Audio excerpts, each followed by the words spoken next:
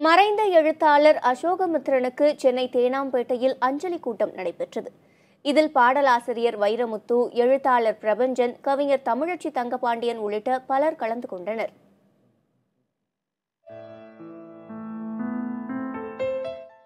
நவீன தமிழ் இலக்கிய மரபில் மிக நீண்ட காலம் எழுதிய எழுத்தாளர்களில் ஒருவர் அசோகமித்திரன்.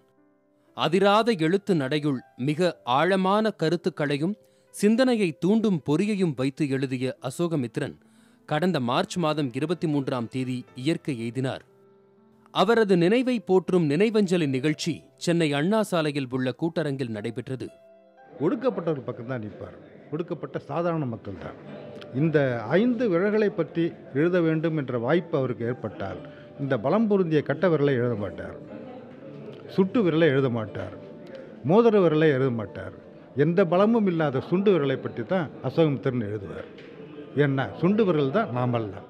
இன்றுங்கிற நாவலில் சீதாங்கிற ஒரு பெண்ணை பற்றி பேசியிருப்பார்.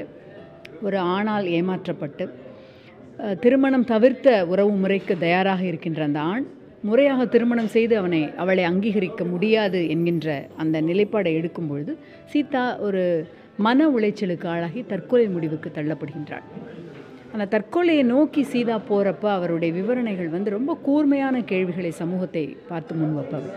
உதாரணத்துக்கு அந்த பேருந்தில் போகிறப்பவே அவர் அதை சொல்கிறது இன்றைக்கும் நாங்கள் பெண்கள் எப்படி இடிப்பட்டுக்கிட்டு பேருந்தில் ஏறினோன்னே எங்களுடைய உடல் எப்படி பல ஆண்களுக்கு போக பொருளாக மாறுதுங்கிறது அவர் அந்த பல வருஷங்களுக்கு முன்னால் அந்த பெண்ணினுடைய மேற்பரப்பை சுமார் 10 ஆண்கள் பகிர்ந்து கொண்டார்கள்னு எழுதியிருப்பார்.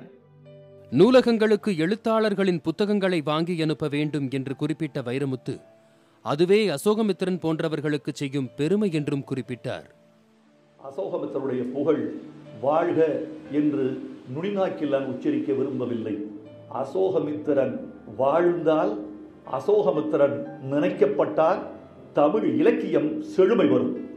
தமிழ் இலக்கியம் செழுமையுற்றால் தமிழ்நாட்டில் மனித வளம் மாண்புறும். இலக்கிய செழுமைக்காகவும் மனிதவள மாண்புக்காகவும் அசோகமித்திரன் இன்னும் நீண்ட நாள் நினைக்கப்படுவார்.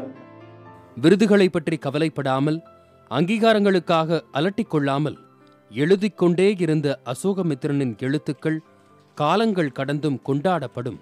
புதிய தலைமுறைக்காக ஒளிப்பதிவாளர் பிரேமுடன் விவேக் கணநாதன்.